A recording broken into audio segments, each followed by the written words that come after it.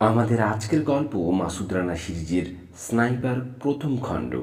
লিখেছেন লেখক কাজী আনোয়ার হোসেন। প্রথম প্রকাশ 2007 সাল। পার্ট 4।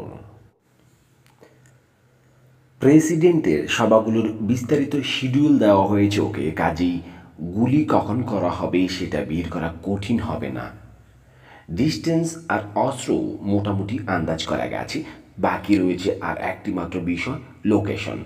এইটাই সবচেয়ে কঠিন। পুরনো রেকর্ডগুলো বারবার কাটছে রানা। নিজের সত্তাকে ভুলে গিয়ে বসকবের খোলসে ঢোকার চেষ্টা করছে। কল্পনা করার চেষ্টা করছে একটা রাইফেল নিয়ে প্রায়ান্ধকার রুমে বসে আছে ও। সাইটে প্রেসিডেন্ট কার্লটনের মুখ। ট্রিগারের হালকা চাপে বিস্ফোরিত হলো মাথাটা। লাল রক্ত আর হলুদ মগজ ছড়িয়ে গেল চারপাশে। এটা কি সম্ভব? ভেবে কুল পাচ্ছে না ও। কাগজ কলম আর জ্যামিতিক যন্ত্রপাতির সাহায্য নিয়ে অনবরত হিসেব করে যাচ্ছে। সত্যি কি এই শট নেওয়া সম্ভব? পৃথিবীর সবচেয়ে নিখুঁত নিরাপত্তা ব্যবস্থা বের করার পদ্ধতি বের করতে হবে ওকে, নইলে বসকপকে পাওয়া যাবে না। কিভাবে প্রয়োজনীয় প্রতিটা উপকরণ হাতের কাছে পাবে লোকটা? কিভাবে কাজ শেষ করে নিজেকেও বাঁচাবে বলে ঠিক করেছে, সেটাই জানতে হবে ওকে। কিছু লোক কখনো বদলায় না। বুলডগ নামে পরিচিত ডগলাস বুলকো তেমনই একজন মানুষ। প্রায় 2 বছর পর দেখা হলেও তাকে সেই একই রকম লাগলো অ্যারিকের। অবশ্য একদিক থেকে চিন্তা করলে ও নিজেও বদলায়নি। মনে প্রাণে এখনও ফিল্ড এজেন্টই রয়ে গেছে। 2 বছর ডেস্কে বসে থাকলেও ওর আগের ধ্যান ধারণার কোনো পরিবর্তন হয়নি। অফিসের গদিতে বসে ক্ষমতা দেখানো বা কারো চাটুকারিতা ওর দু চোখের বিষ। যদিও এই পদ্ধতিতে অনেকেই জীবনে উন্নতি করে ফেলেছে। এই কারণে এয়ারপোর্টে বুলডগকে অভ্যর্থনা জানাতে এসেই বিরক্ত বোধ করছে সে। নিজেকে লোকটার চাকর মনে হচ্ছে। ভাগ্যের পরিহাস এই যে বাকি জীবন হয়তো এই করেই কাটাতে হবে ওকে। ব্যক্তিগত ফাইলে লাল দাগ পড়ে গেছে। ফিল্ডে যাওয়া তো দূরের কথা, প্রমোশনও আর কখনো হবে কিনা সন্দেহ। নার্কোটিক স্কোয়াড, সোয়াট টিম, অর্গানাইজড ক্রাইম ডিভিশন বা অ্যান্টি টেরোরিজম ইউনিটের স্বপ্ন দেখতে হবে দূর থেকে। মনে মনে বুলডগের প্রতি ঈর্ষা অনুভব করলেও লোকটা এসব প্রতিটা কাজই করার সুযোগ পেয়েছে। টুলসার ঘটনার জন্য ডগলাস বুলকে ঘৃণা করে না অ্যারিক। লোকটা শুধু তার দায়িত্ব পালন করেছে। আত্মসমালোচনা করতে জানেও। নিজের দোষ ওই ঘটনায় কতটুকু ছিল তা ভালোই জানে। বুলকের মতো মানুষ ব্যর্থতাটাকে নিজের স্বাভাবিক ভঙ্গিতেই বিচার করেছে। এক হিসেবে ধরতে গেলে ডেস্কের ডিমোশন দিয়ে এরিকের প্রতি দয়াই দেখিয়েছে, সে চাকরিটা খায়নি। সেই সময় দুজনের মাঝে এই নিয়ে কথা কাটাকাটি হলেও পরে তাকে ক্ষমা করে দিয়েছে এরিক। আজ 2 বছর পর আবার মুখোমুখি হয়েছে তারা। পুরনো সংঘাতটাকে ভুলে গিয়ে সব নতুন করে শুরু করতে চায় ও। তবে খুঁতখুঁতে স্বভাবের বুলক ওর উপর কতটা আস্থা রাখবি তা বলা মুশকিল। বুলডগের চোখে একবার কেউ খারাপ হলে শত চেষ্টা করেও সুনজর আসতে পারে না। অ্যারাইভাল টার্মিনালের সামনে দাঁড়িয়েছিল বুলক। ছোটোখাটো গড়নের মানুষ সে, হঠাৎ দেখায় কেউ কেটা বলে মনে হয় না। পেশার জন্য জীবন উৎসর্গ করে দিয়েছে সে। নিশ্চিত পদক্ষেপে সামনে বাড়ছে। বর্তমান অবস্থানে পৌঁছতে রাজনীতিক কিছু আশীর্বাদ দরকার হয়েছে বটে, কিন্তু কেউ বলতে পারবে না যে লোকটা এই পদের যোগ্য নয়। ধৈর্য, সহিষ্ণুতা আর পরিশ্রম তার জীবনের মূল মন্ত্র। অ্যারিক গাড়ি নিয়ে সামনে গিয়ে তুলে নিল তাকে। পরিচিত হাসিটা দিয়ে সে বলল, কি খবর অ্যারিক? কেমন চলছে দিনকাল? ভালো স্যার। সৌজন্য প্রকাশের জন্য অ্যারিকও হাসল।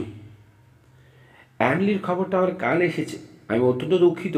শেষ মুহূর্তে খুব কি কষ্ট পেয়েছি ও? না, অনেক দিন কোমাতে ছিল। কষ্ট করে বেঁচে থাকলেও মৃত্যুটা সহজই হয়েছে ওর।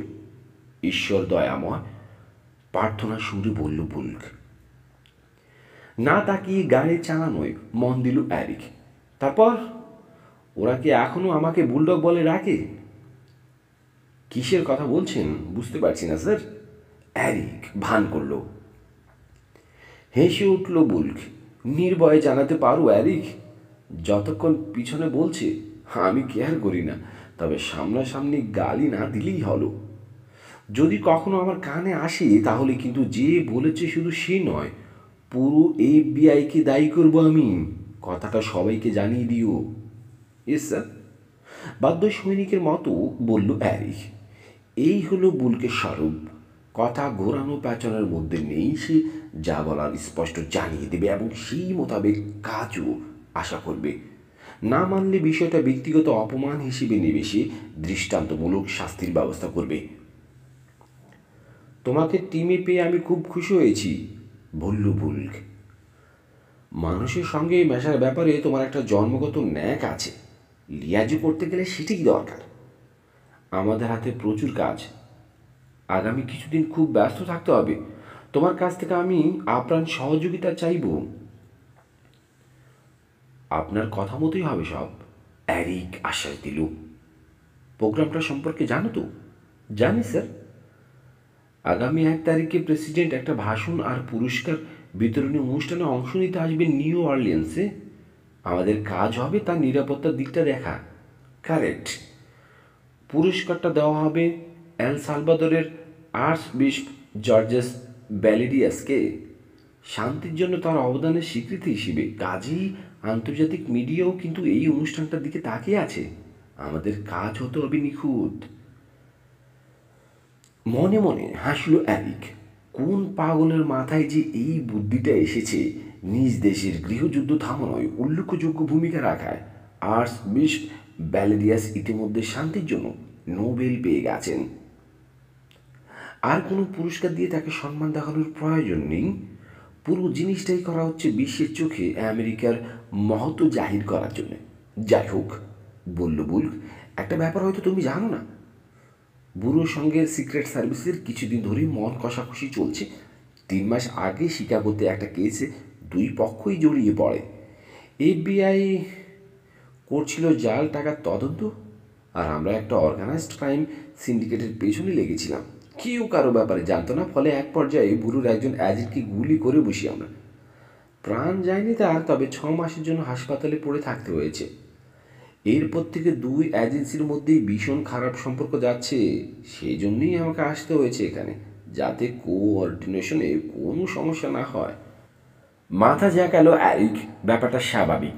সিক্রেট সার্ভিসের সঙ্গে কাজ করতে কেউই পছন্দ করে না, বিশেষ করে সিকিউরিটি ডিটেইলে, যেখানে এজেন্টরা চোখে সানগ্লাস, কানে ইয়ারপিস আর বগলে উজি ম্যাচ সাবমেশিন গান নিয়ে সকল কাজের কাজই সাজে বিনা নোটিসে যে কোনো জায়গা ক্ষমতার দাপট দেখাতে শুরু করে। বুড়োতে যে মানুষটা কাজ করতে করতে বুড়ো হয়ে গেছে, তার পক্ষে অল্প বয়সী কোনো ছোকরার আদেশ পালন করতে কি আর ভালো লাগে? আমাদের কাজ হবে সিক্রেট সার্ভিসের প্রয়োজন অনুসারে তোমাদের অফিস থেকে ম্যান পাওয়ার আর লজিস্টিক সাপোর্ট সমন্বয় করা। ওরা নিজেদের ইনভেস্টিগেশন আর সিকিউরিটি চেক আপ চালাবে, তোমরা দরকার হলে সাহায্য করবে। বুঝতে পেরেছি। শোনো, বুড়োর প্রতি আমার এখনও দরদ আছে। আমি চাই সিআইএর সঙ্গে যেন সম্পর্কটা স্বাভাবিক অবস্থায় ফিরে আসে। সেই জন্য খাটতে হবে আমাদের দুজনকেই। আমরা দুপক্ষের প্রতিনিধিত্ব করছি। আগের মতো হামবড়া ভাব দেখাতে দেব না আমি সিক্রেট সার্ভিসকে। অনুষ্ঠানের দিন এফবিআই ও সিকিউরিটি অপারেশনে সরাসরি অংশ নেবে, তার মানে তুমিও। অনেকদিন পর ফিল্ডে কাজ করার সুযোগ পাবে, এটা তোমার জন্য ভালো হবে। ঠিকমতো কাজ যদি করো, আমি ভালো একটা রিপোর্ট দেব, যাতে ডেস্কের পেছন থেকে উঠে আসতে পারো। ধন্যবাদ স্যার, নিরাসক্ত গলায় বলল অ্যারিক। এসব কথার কথা ও খুব ভালো করেই জানে বুলডগ কখনো কারো নামে ভালো রিপোর্ট দেয় না। তাহলে অ্যারিক, তুমি রেডি তো? অফিসের সব ঝামেলা শেষ করে এসেছো বলে রিপোর্ট দিয়েছো মোপাট। এখন তোমাকে পুরোপুরি আমার কাজই দেখতে চাই। রুটিন ধরে 4 শহর জরিপের কাজ করল রানা। শত্রুপক্ষ নিশ্চয়ই তাদের নির্ধারিত লোকেশনে চোখ রাখছে, এই কারণে মানুষের দৃষ্টি আকর্ষণ করার মতো কিছু করল না ও। সস্তা দরের একটা হোটেলে উঠল, মদ খেয়ে মাতাল হবার ভান করে রুমে পড়ে থাকলো। যখন বের হলো, পুরনো জামা কাপড় পরে বেকার যুবকের মতো এলোমেলো চুল আর মুখে খোঁচা খোঁচা দাড়ি নিয়ে ঘুরে বেড়ালো বিভিন্ন জায়গায়। ছদ্মবেশের আড়ালে চালিয়ে গেল আসল কাজ। সঙ্গে একটা অপটিক্যাল রেঞ্জ ফাইন্ডার রেখেছে, তবে হঠাৎ দেখলে সেটাকে একটা ক্যামেরা বলে ভ্রম হয়। জনসভার জায়গায় আশেপাশের প্রতিটা অলিগলি পরীক্ষা করল, সম্ভাবনাময় বিল্ডিংগুলোর প্রত্যেক ফ্লোরে উঁকি দিল। তাই বলে কোথাও জবরদস্তি করলো না, অনুমতি না পেলে জোর করে কোনোখানে ঢোকার চেষ্টা করলো না। সব ধরনের রাস্তা আর চলাচলের পথগুলো পর্যবেক্ষণ করলো, লোকেশনে বাতাস, সূর্যের আলো আর ছায়ার কারসাজি বিশ্লেষণ করলো। প্রচুর নোট নিতে হলো ওকে। এমন সময় সব বিষয় আবিষ্কার করলো যা ম্যাপ বা গাইড বুকে নেই। সিনসিনাটির প্রধান সমস্যা সেখানকার এলিভেশন গ্রিড। পুরো এলাকাটাই কিছুটা ঢালু, ভাষণের মঞ্চটা পড়েছে নিচের দিকে। স্বাভাবিকের তুলনায় বেশি উচ্চতা থেকে গুলি করতে হবে শুটারকে। নিম্নমুখী বুলেটের উপর মধ্যাকর্ষণের প্রভাবটা বেশি থাকে, ফলে লক্ষ্যভ্রষ্ট হবার সম্ভাবনা বেড়ে যায় অনেক। বাল্টিমোরে বন্দরের দিক থেকে ধেয়ে আসা বাতাসের গতি দেখে অবাক হলো রানা। সেটা এতই বেশি যে বাতাস ঠেলে গাংচিলেরা পর্যন্ত এগুতে পারছে না। গাইড বুকে এই গতির বিষয়ে কিছুই লেখা নেই। এখানে শট নেওয়ার প্রশ্নই ওঠে না। বাতাস গুলিটাকে ঠেলে কোথায় নিয়ে ফেলবে তা অনুমান করা অসম্ভব। ওয়াশিংটনে অনাকাঙ্ক্ষিত গাছপালা দেখতে পেল রানা। এগুলোর ভিতর দিয়ে গুলি হয়তো চালানো সম্ভব, কিন্তু সাফল্যের গ্যারান্টি কেউ দিতে পারে না। তবে হ্যাঁ, জাস্টিস ডিপার্টমেন্টের ছাদ থেকে একটা ক্লিয়ার শট নেওয়া যায়, তবে দূরত্বটা খুব কম হওয়ায় শুটারকে সহজেই লোকেট করা যাবে। সেক্ষেত্রে ধরা পড়ার ঝুঁকি খুব বেশি। বসকভ তা নেবে না। সব শেষে রয়েছে মেক্সিকো উপসাগরের পাশে দেশের দক্ষিণ অঞ্চলে লুইজিয়ানা অঙ্গরাজ্যের নিউ অরলিয়েন্স। সাগরের লবণাক্ততার কারণে এখানকার বাতাসের ঘনত্ব অন্যান্য জায়গার চেয়ে বেশি। আবহাওয়ায় একটা ভ্যাপসা ভাব রয়েছে। ঘন বাতাস বুলেটের গতি কিছুটা কমিয়ে দেবে ঠিকই, তবে লোকেশনটা দেখার পর অন্য তিনটে শহরের চাইতে এইটাকেই বেশি পছন্দ হলো রানার।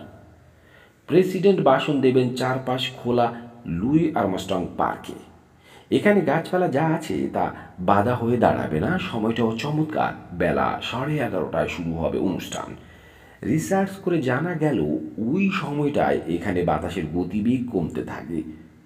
ঘণ্টাখানেকের মধ্যে প্রায় শূন্যের কাছাকাছি পৌঁছে যায়। পার্ক থেকে প্রায় 1200 গজ দূরে আছে সেন্ট লুই ক্যাথিড্রাল। প্রাচীন এই গির্জাটা ভগ্নপ্রায়, মানুষের আনাগোনা নেই। শট নেওয়ার জন্য ছাদ বা মিনারের যে কোনো কক্ষ চমৎকার জায়গা, পালানোর জন্য আদর্শ। গুলি করার পর সহজেই সবার অলক্ষ্যে পিছনের রাস্তায় নামা যাবে। সেখান থেকে মিসিসিপি নদী মাত্র 8 মাইল দূরে। একটা বোট তৈরি রাখলে পালানোটা কোনো ব্যাপারই না, কারণ নদীতে কোনো রকম ব্লক রেড দেওয়া সম্ভব নয়। হোটেলে ফিরে রিপোর্ট লিখতে বসল রানা। নিউ অরলিয়েন্সেই হামলা চালাবে বসকভ, ওর মনে আর সন্দেহ নেই। চরম অপমানিত বোধ করছে অ্যারিক। কারণটা হচ্ছে ডাগলাস বুলকের কার্যকলাপ। এতদিন তাও ডেস্কে ফাইল দেখছিল, কিন্তু এখন তাকে খানসামা বানিয়ে ছেড়েছে বুলডগ। চাকরের মতো ফুড ফরমাস খাটতে হচ্ছে বেচারাকে।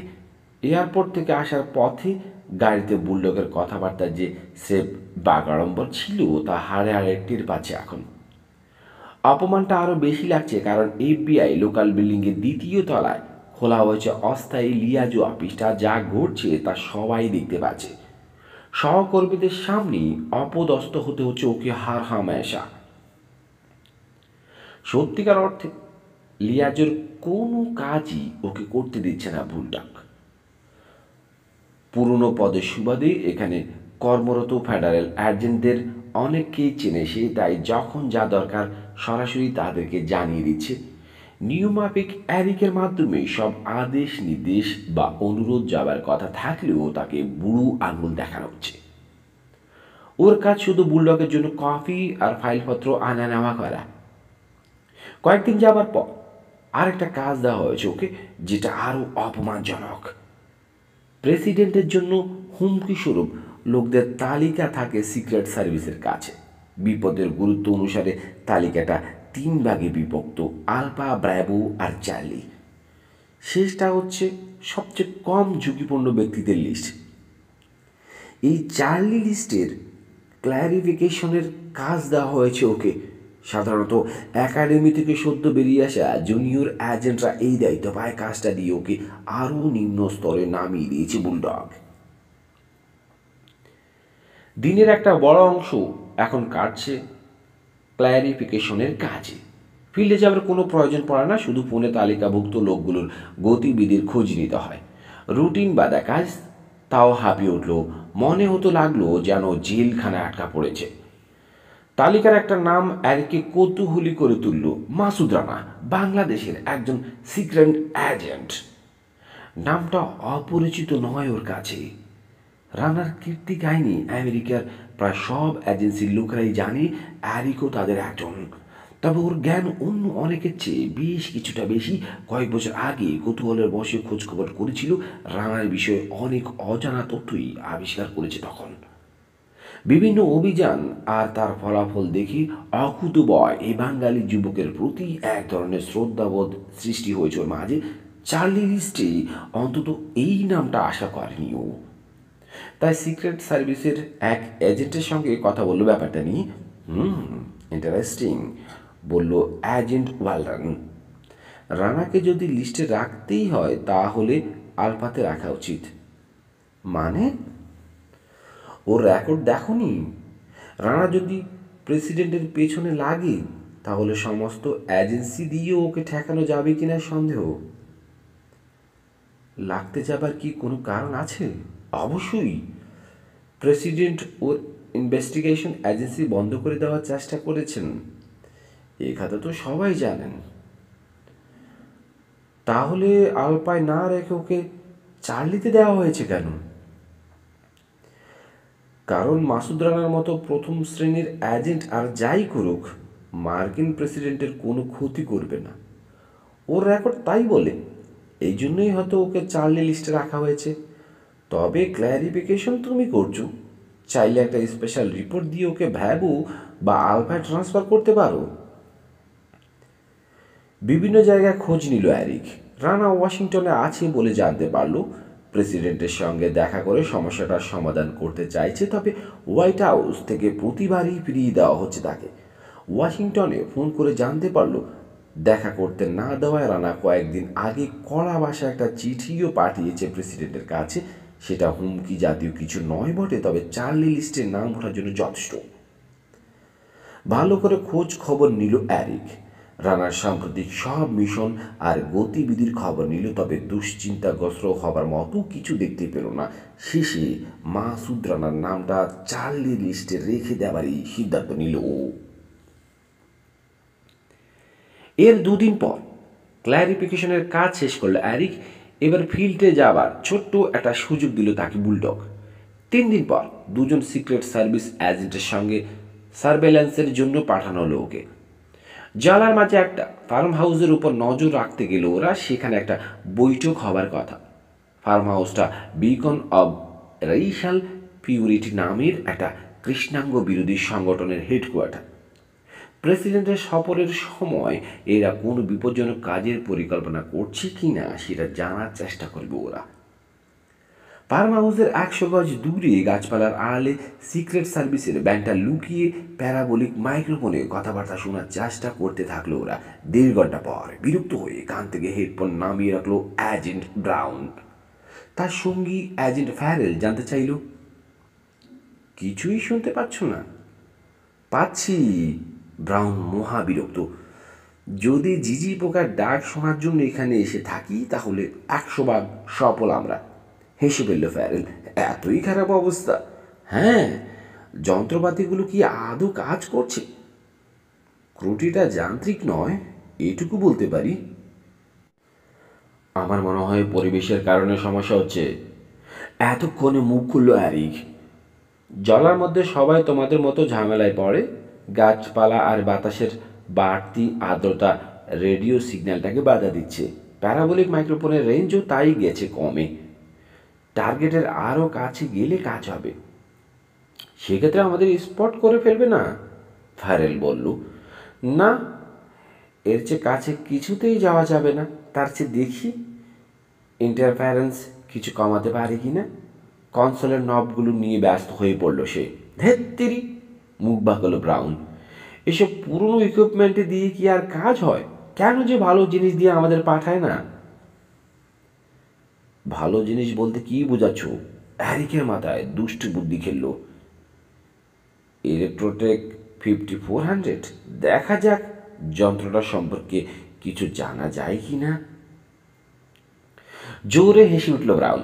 ভালো বলেছ, পৃথিবীর সবচেয়ে গুরুত্বপূর্ণ অ্যাসাইনমেন্টেই তো এসেছি আমরা, তাই না? ঠিক বুঝলাম না। অ্যারিক বোকার মতো মাথা নাড়ল। নব ঘোরানো বাদ দিয়ে ওর দিকে তাকালো ফ্যারেল। বলল, দুনিয়ার সবচেয়ে সফিস্টিকেটেড লিসেনিং ডিভাইস ওটা। অস্তিত্বই আছে মাত্র অল্প কয়েকটা, আর সেটা বুঝে আমাদের এই সাধারণ সার্ভেলেন্সে ব্যবহার করতে দেবে? তার মানে শুধুমাত্র টপ প্রায়োরিটির মিশনে ওটা ব্যবহার হয়, তাই না? একজ্যাক্টলি। ইলেকট্রোটেকের খবর তুমি কোত্থেকে জানলে? প্রশ্ন করল ব্রাউন। ইকুইপমেন্ট আর যাই হোক, ওপেন সিক্রেট নয়। আমরাও শুধু নামই জানি, কখনো চোখে দেখিনি। চোখ কান খোলা রাখি আমি, অনেক খবরই কানে আসে। রহস্য করল হ্যারিক। এজেন্সিতে ইলেকট্রোটেক কারা ব্যবহার করে বলতে পারো? সাধারণ মিশনে তো আর ব্যবহার হয় না, এগুলো সব উপরতলা লোকজনের ব্যাপার, আমরা জানবো কিভাবে? তবে হ্যাঁ, ইলেকট্রোটেক যদি চোখে দেখতে চাও তাহলে র্যামডাইনে যোগ দিতে হবে। র্যামডাইন এজেন্সিরই একটা আউটফিট, ওটা ব্ল্যাক অপসের কাজ করে। যদি একই সঙ্গে বুদ্ধিমান, মাথা খারাপ আর বেপরোয়া হতে পারো, তাহলে ওরা তোমাকে সাদরে টেনে নেবে। বলছো ওদের কাছে ইলেকট্রোটেক আছে? অফকোর্স, ওরা যেসব কাজ করে তার জন্য ওটা তো অত্যাবশ্যক। আনমনে মাথা ঝাঁকালো অ্যারিক। তুমি হঠাৎ ইলেকট্রোটেক নিয়ে মেতে উঠলে কেন? প্রশ্ন করল ফ্যারেল। এমনি, বলল অ্যারিক। না, আমি শুধু শুনেছি যন্ত্রটার, আর কিছু জানতাম না, তাই আর কি।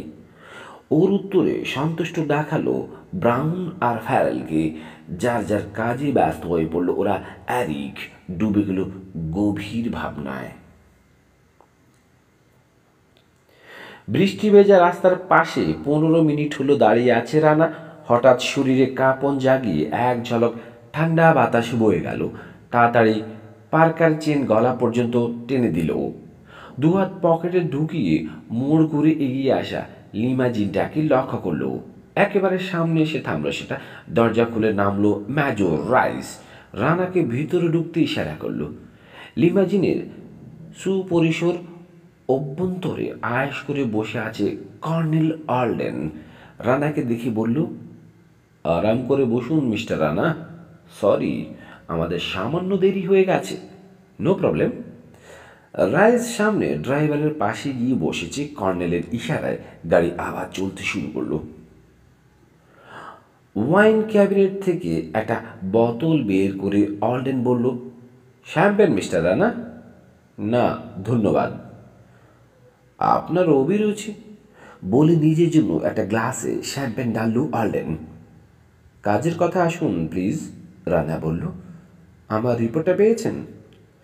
গ্লাসে চুমুক দিয়ে মাথা ঝাঁকালো কর্নেল। তারপর পায়ের কাছ থেকে একটা ব্রিফকেস তুলে তার ভেতর থেকে বাধাই করা রানার রিপোর্টটা বের করলো। বলল, পরশু দিনই হাতে এসেছে এটা। গতকাল পর্যন্ত আমরা রিপোর্টটার উপর অ্যানালাইসিস এবং রিসার্চ করেছি। বলতে বাধ্য হচ্ছি, you did hell of a good job. ধন্যবাদ। তার মানে আমার উপসংহারের সঙ্গে আপনারা একমত? অবশ্যই, অল্ডেন হাসল। আমাদের নিজস্ব এক্সপার্টদেরও ধারণা নিউ অর্লিয়েন্সে শট নেবার জন্য সবচেয়ে আদর্শ জায়গা। শুনে খুশি হলাম। রানা নির্বিকার। তাছাড়া শিওর হবার মতো আরও কিছু তথ্য এসেছে আমাদের হাতে। কি? রানা জানতে চাইল। বসকবের 1 সপ্তাহ আগের পজিশন জানতে পেরেছি আমরা। কিউবাতে দেখা গেছে তাকে। ওখানকার আবহাওয়া অনেকটা নিউ অর্লিয়েন্সের মতো, এটা জানেন তো? আমাদের বিশ্বাস ইরাকের মতো ওখানেও স্পেশাল ট্রেনিং গ্রাউন্ড তৈরি করেছে নিউ অর্লিয়েন্সের শটটা প্র্যাকটিস করার জন্যে। ট্রেনিং গ্রাউন্ডের লোকেশন জানা গেছে? রানা জানতে চাইল। নেগেটিভ, সেটা জানা গেলে তো তাকে ধরার একটা চেষ্টাই চালানো যেত। বুঝলাম, তাহলে এখন আমাদের পরবর্তী কাজ হলো ওর জন্য ফাঁদ পেতে অপেক্ষা করা, তাই তো? সেটার ভার আমাদের উপর ছেড়ে দিন মিস্টার রানা। অলডেন একগাল হাসল। বসকবের ব্যবস্থা আমরা করব, আপনি ওয়াশিংটনে ফিরে যেতে পারেন। মানে? রানা ভ্রু কোঁচকাল। আপনি প্রেসিডেন্টের সঙ্গে দেখা করবেন না? আশা করি আগামী সপ্তাহে একটা অ্যাপয়েন্টমেন্ট পেয়ে যাবেন। আমি ব্যাপারটা নিশ্চিত করব। বাই দ্য ওয়ে, আমাদের কাছে আপনার তো কিছু পারিশ্রমিকও পানো হয়েছে। আপনার ফার্মের নর্মাল ফির দ্বিগুণ রেটে দিলে চলবে তো? ফালতু কথা বাদ দিন কর্নেল, কঠিন স্বরে বলল রানা। আমাদের একটা চুক্তি হয়েছিল এবং সেটার মর্যাদা আমি অবশ্যই রাখব। কথা দিচ্ছি, ধরা পড়ার পর বসকপকে ইন্টারোগেট করার সম্পূর্ণ সুযোগ আপনাকে দেওয়া হবে। কথা সেরকম ছিল না। বসকপকে আমি নিজ হাতে ধরতে চাই। ওকে থামাতে যদি একটাও গুলি করতে হয় সেটা আমি করব। এমন কোনো প্রতিশ্রুতি তো আপনাকে আমরা দেইনি মিস্টার রানা। তাছাড়া বসকপকে গুলি করার প্রশ্নই ওঠে না। সে একটা তথ্যের ভাণ্ডার। যে করেই হোক তাকে জীবিত ধরতে হবে। আমার উপদেশ শুনুন, সোজা ওয়াশিংটনে ফিরে যান। আপনার ফার্মের ঝামেলাটা মিটিয়ে ফেলুন। বসকপের মুখোমুখি হবার যথেষ্ট সুযোগ আপনাকে দেওয়া হবে। অসম্ভব, রানা আনোর। আমি আপনার উপর জোর খাটাতে পারি। ভুল করবেন, শান্ত গলায় বলল রানা। দেখুন কর্নেল, পৃথিবী উল্টে গেলেও আপনি আমাকে এই অপারেশন থেকে দূরে সরিয়ে রাখতে পারবেন না। আপনাদের সঙ্গে হোক বা একা, বসকপকে ধরতে আমি যাবই। এখন আপনি সিদ্ধান্ত নিন, আমাকে দলে রাখবেন নাকি ঠেকানোর চেষ্টা করে বাড়তি জামালায় ঘাড়ে নেবেন। আমি আপনাকে প্রথমটাই করার পরামর্শ দেব, কারণ দ্বিতীয়টা কারো জন্যই সুখকর হবে না। কয়েক মুহূর্ত চুপ করে রইল অলডেন। কিছু চিন্তা করছে। শেষে একটা দীর্ঘশ্বাস ফেলে বলল, আপনি খুবই একগুঁয়ে লোক মিস্টার মাসুদ রানা। রানা হাসল। ঠিক আছে, বলল কর্নেল, আপনি জিতলেন। থাকছেন আপনি আমাদের সঙ্গে, তবে একজন স্পটার হিসেবে। কোনো ফায়ার আর্মস আপনাকে দেওয়া হবে না। কেন? প্রতিশোধের নেশা আপনি হুট করে যাতে গুলি করে বসতে না পারেন। আমি নিশ্চয়তা দিতে পারি না মিস্টার রানা। অলডেন মাথা নাড়ল। আমি কোনো ঝুঁকি নেব না। বসকপকে যে কোনো মূল্যেই হোক জীবিত ধরতে হবে। সেজন্য সব ধরনের সতর্কতা নিতে হবে আমাকে। আপনার শর্ত আমি মেনেছি, এবার আপনি আমারটা মানুন। বসকপ নিজে যদি জীবন্ত ধরা না দেয়, সে বিষয়ে আমাকে উদ্বিগ্ন হতে দিন। আমার প্রস্তাবে রাজি আছেন কিনা বলুন। অবশ্যই, রানা দৃঢ় কণ্ঠে বলল। বসকপকে ধরার জন্যে আমি যে কোনো প্রস্তাবে রাজি। That's good. আসুন আমাদের সাফল্যের উদ্দেশ্যে পান করি। গ্লাসে শ্যাম্পেন ঢেলে বাড়িয়ে ধরল অলডেন। মৃদু হেসে তাতে চুমুক দিল রানা। প্রেসিডেন্সিয়াল সিকিউরিটি ডিটেইল আর সাইট প্রিপারেশন টিম থেকে অনেক দূরে সিকিউরিটি পিরামিডের একদম তলানিতে একদল অদৃশ্য প্রায় এবং আপাত দৃষ্টিতে অপ্রয়োজনীয় লোক কাজ করে, যাদের কাগজে নাম কোঅপারেটিং এজেন্সিজ। তবে বাস্তবতা হলো, সত্যিকার অর্থে এদের কাছ থেকে সিক্রেট সার্ভিস বা অন্য কেউ সহযোগিতা নেয় না বা চায়ও না। এফবিআই, পুলিশ বা মিলিটারির এই মানুষগুলো নিজেদের অবসর সময় বিসর্জন দিয়ে দায়িত্বের ডাকে ছুটে আসে, অথচ যে কোনো রাষ্ট্রীয় অনুষ্ঠানে এদের অংশগ্রহণ উপেক্ষিতই থেকে যায়। নিউ অর্লিয়েন্সে রাষ্ট্রপতির আগমনের দিন অ্যারিক স্টান দেখল এই উপেক্ষিত মানুষগুলোর মাঝেই ফেলা হয়েছে তাকে। গাড়িতে বসে ঠান্ডা কফিতে চুমুক দিতে দিতে হাসি পেল তার। বুলডগ সামান্যতম বদলায়নি। গত কয়েক সপ্তাহ দিন রাত এক করে লোকটার জন্য খেটেছে সে। চাকর বাকরের কাজও হাসি মুখে করে গেছে। ভেবেছে বুলডগ হয়তো খুশি হয়ে তাকে গুরুত্বপূর্ণ কোনো দায়িত্ব দেবে, কিন্তু সেটা শুধু ভাবনাই। আরও একবার প্রমাণ হয়ে গেছে, ডগলাস বুলক একবার কারো উপর আস্থা হারালে তা আর কখনো ফিরে আসে না। সেই জন্যই এত খাটনির পরও প্রেসিডেন্টের জন্য নিয়োগ করা সুবিশাল নিরাপত্তা বাহিনীর সাম্রাজ্যে অ্যারিককে সবচেয়ে গুরুত্বহীন মানুষগুলোর একজনে পরিণত হতে হয়েছে। নিরাপত্তা বলয়ের বাইরে গাড়ি নিয়ে টহল দিতে পাঠিয়েছে তাকে বুলক। এই মুহূর্তে প্রেসিডেন্টের মোটর কেড রুট এবং ভাষণ মঞ্চের 4 ব্লক দূরে প্রিন্স কোয়ার্টারের সেন্ট অ্যান স্ট্রিটে গাড়ি পার করে অপেক্ষা করছে সে। এখান থেকে পর্যটনের আকর্ষণীয় স্পটগুলো খুব একটা দূরে নয়। এমনিতেও চারপাশে প্রাচীন স্থাপত্য শৈলীর পুরনো সব বিল্ডিং দেখতে পাচ্ছ, কালের বিবর্তনে বিবর্ণ হয়ে এসেছে দেখলেই একটা মন খারাপ ভাব চলে আসে। ভালো করে সামনে তাকালে দূরে নর্থ র্যাম্পার্টের লুই আর্মস্ট্রং পার্কের রড আয়রনের তৈরি প্রবেশপথের অর্ধবৃত্তাকার উপরিভাগ দেখা যায়। গেটটা দিয়ে একসঙ্গে খুব বেশি মানুষ ঢুকতে পারে না, চেক করতে দারুণ সুবিধা। নিরাপত্তার দিক থেকে চমৎকার প্লাস পয়েন্ট বলে এখানে সমাবেশটার আয়োজন করা হয়েছে। মাথার উপর সূর্য কড়া হয়ে তাপ ছড়াচ্ছে, লোকজনকে তড়িঘড়ি করে পার্কের দিকে ছুটতে দেখা গেল। সবাই তাড়াতাড়ি গিয়ে একটা ভালো জায়গা দখল করতে চায়। ভাষণ মঞ্চ থেকে সামান্য দূরে মিউনিসিপ্যাল অডিটোরিয়াম, সেটা ছাদে বসানো হয়েছে কমিউনিকেশন সেন্টার। সেখান থেকে টিম ম্যাসন নামে সিক্রেট সার্ভিসের এক উচ্চ পদস্থ কর্মকর্তা নানা রকম আদেশ নির্দেশ প্রচার করছে। অলসভাবে রেডিওতে সিকিউরিটি নেটওয়ার্কের সেসব যোগাযোগ মনিটর করছে অ্যারিক। এয়ারপোর্ট বলছি, ফ্ল্যাশ লাইট এইমাত্র ল্যান্ড করলেন, হ্যাঙ্গারের দিকে আসছে বিমানটা। Base 6 received. গলাটা শুনে হাসলো অ্যারিক। ম্যাশনের গায়ে নেটওয়ার্ক পরিচালনার দায়িত্ব থাকলেও তাকে শান্তি দিচ্ছে না বুলডগ।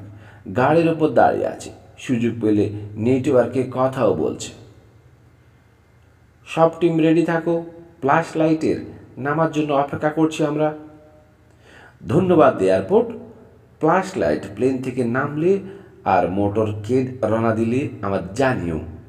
রজার। বেস 6। শেষ মিনিটে চেক বেস থেকে বলা হলো, সব ইউনিট অবস্থান আর সিচুয়েশন রিপোর্ট দাও।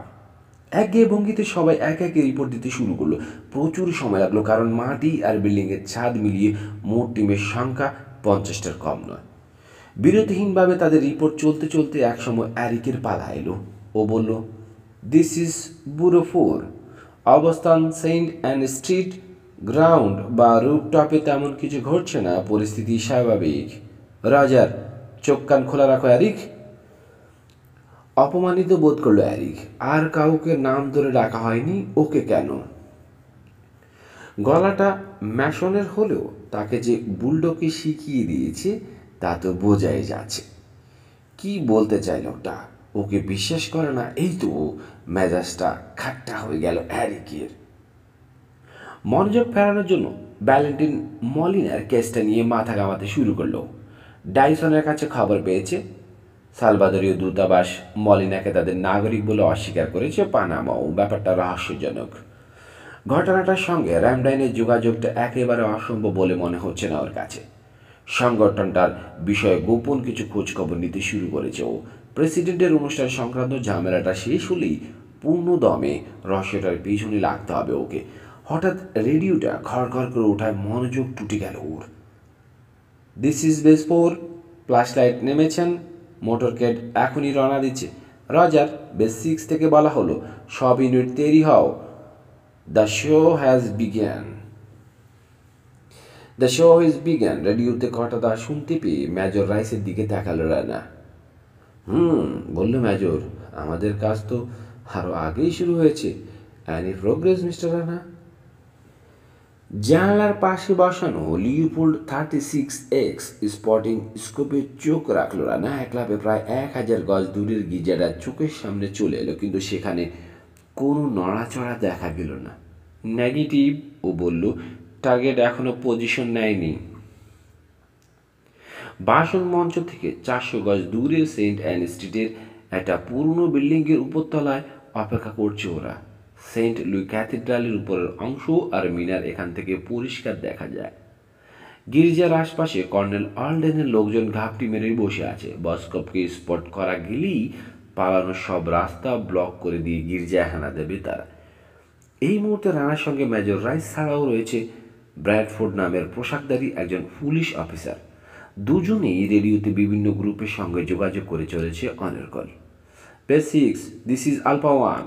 রেডিওতে কথা শোনা গেল, আমরা US 10 ধরে এগোচ্ছি, গতিবেগ 45 মাইল। ETA 1130 ঘন্টা। Base six copy. ইউনিট 10 আর 12, বি অ্যালার্ট, ফ্ল্যাশ লাইট তোমাদের এলাকায় ঢুকেছেন। ইউনিট 10 বলছি, আমরা তৈরি, এখানে সব ঠিকঠাক আছে। ইউনিট 12, আমরাও রেডি। রাইস তার সিট মুখের কাছে নিয়ে বলল, basics, this is ginger dragon 2, এখনও সব ক্লিয়ার রয়েছে। তোমাদের অ্যাপ্রেহেনশন টিমগুলোর কী অবস্থা জানতে চাওয়া হলো। সবাই স্ট্যান্ড বাই রয়েছে। গুড। কিছু দেখতে পাচ্ছেন? ব্র্যাডফোর্ড জানতে চাইল। না, রানা বলল। চোখে স্কোপ রাখতে রাখতে ওর মাথাটা সামান্য ব্যথা করছে, তাছাড়া কিছুক্ষণ পরপর সঙ্গীদের প্রশ্নবাণে ও বিরক্ত বোধ করছে। ব্যথা আসেনি নাকি? গজগজ করল ব্র্যাডফোর্ড। এসেছে তো অবশ্যই, তবে জানালাটার পাল্লা বন্ধ থাকায় শিওর হতে পারছি না। গির্জার মিনারের একটা জানালা থেকে গুলি চালাবে বস্কোপ, এটা নিশ্চিত হয়েছে ওরা। সেখানে একজন মানুষের আনাগোনা চিহ্ন পাওয়া গেছে, তবে গুলি করার সামান্য কিছুক্ষণ আগে ছাড়া জানালার পাল্লা খুলবে না সে, আর তার আগে পর্যন্ত লোকটার উপস্থিতি সম্পর্কে নিশ্চিত হবার কোনো উপায় নেই।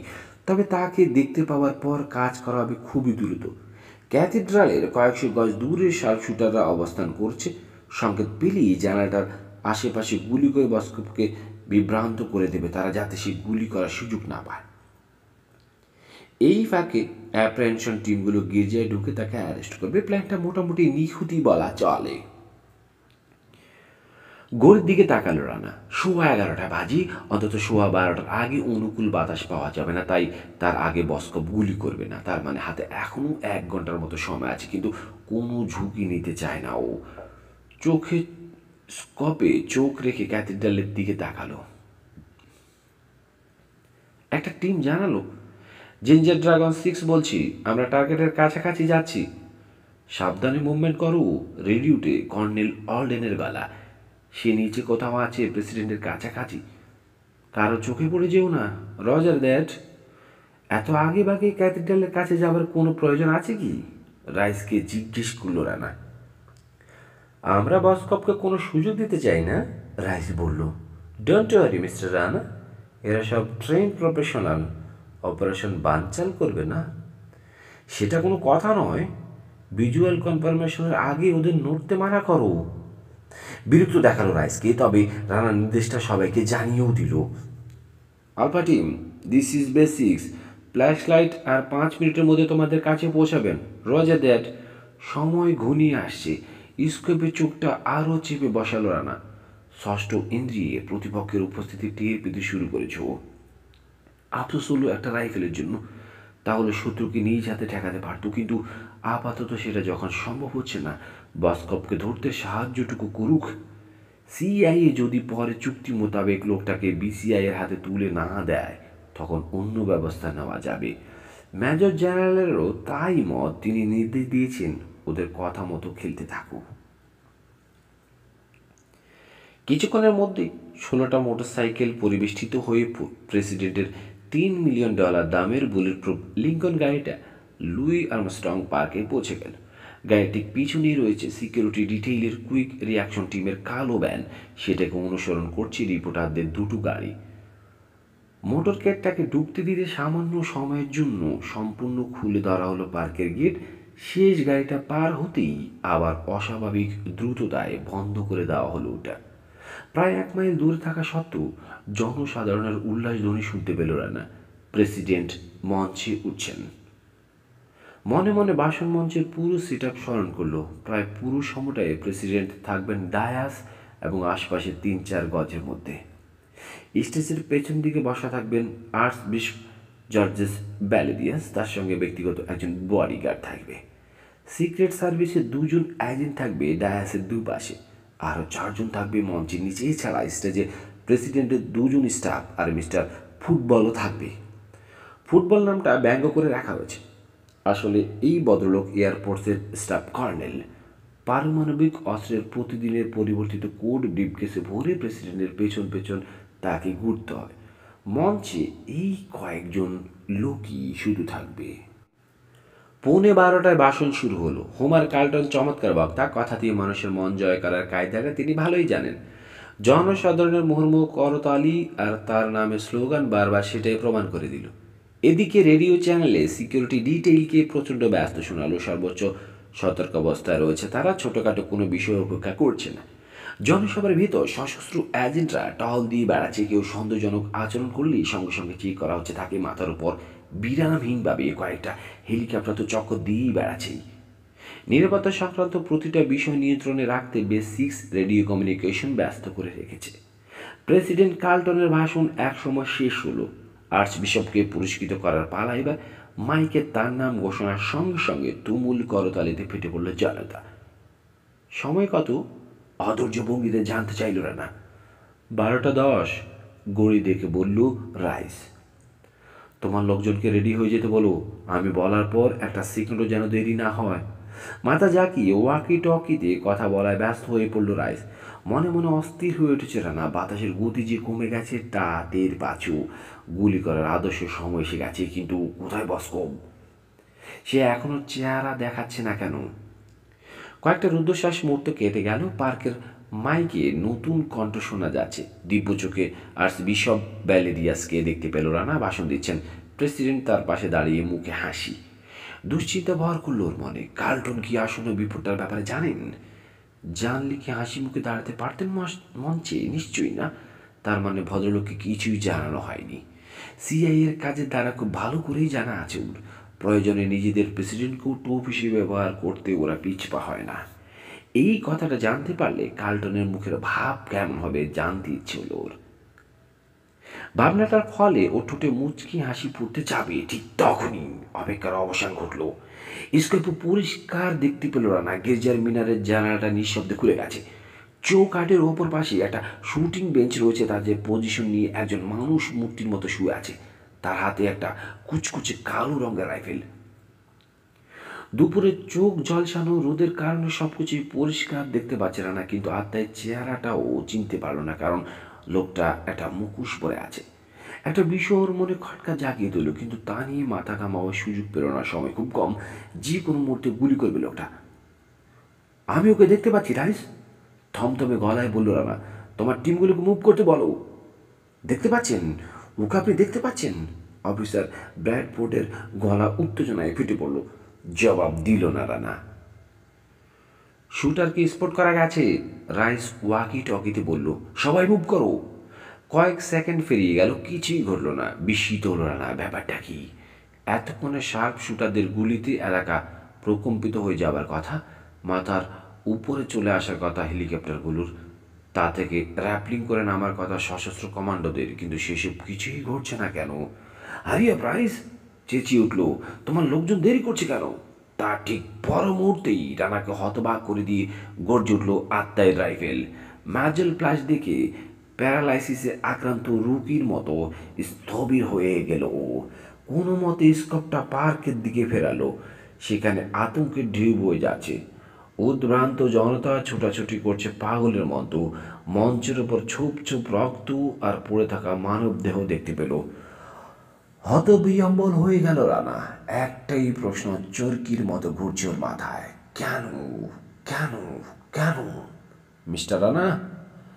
রাইসের নরম কণ্ঠের ডাক শুনে ঝট করে ঘুরে দাঁড়ালো। এই নিন আমাদের বিদায় উপহার। হাসি মুখে 6 ফুট দূরে দাঁড়িয়ে রয়েছে রাইস, হাতে পিস্তল। নির্বিকার ভঙ্গিতে গুলি করল ও রানার বুকে। আরও গল্প কবিতা উপন্যাস পেতে আমাদের চ্যানেলটি লাইক, কমেন্ট, শেয়ার এবং সাবস্ক্রাইব করতে ভুলবেন না।